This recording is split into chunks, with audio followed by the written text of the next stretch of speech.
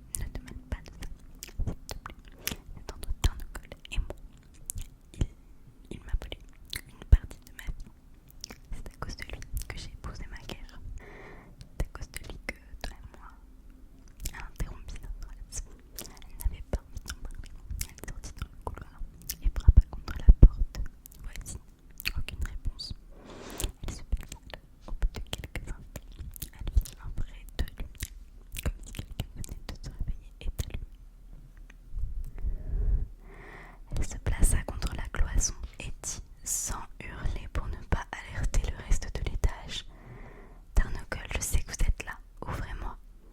Après quelques instants, Tarnogol ouvrit la porte, vêtu d'une robe de chambre visiblement tirée de son lit. Que se passe-t-il demanda Tarnogol. Il se passe qu'il faut qu'on parle, vous et moi, dit Anastasia en entrant dans la suite.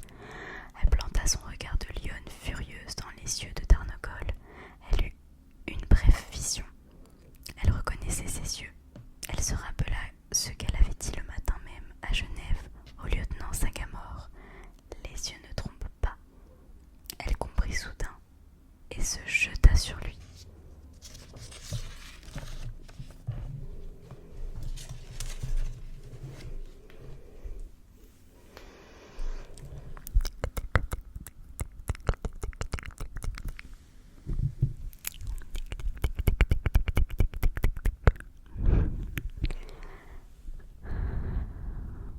J'espère que cette petite vidéo toute simple t'a plu.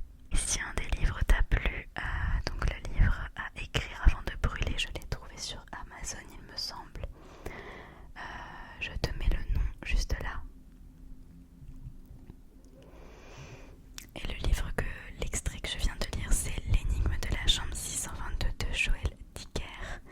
Voilà, je te l'écrirai si tu veux en description. Je pourrais peut-être te mettre un lien également. Voilà, sinon je te souhaite une très très très belle nuit.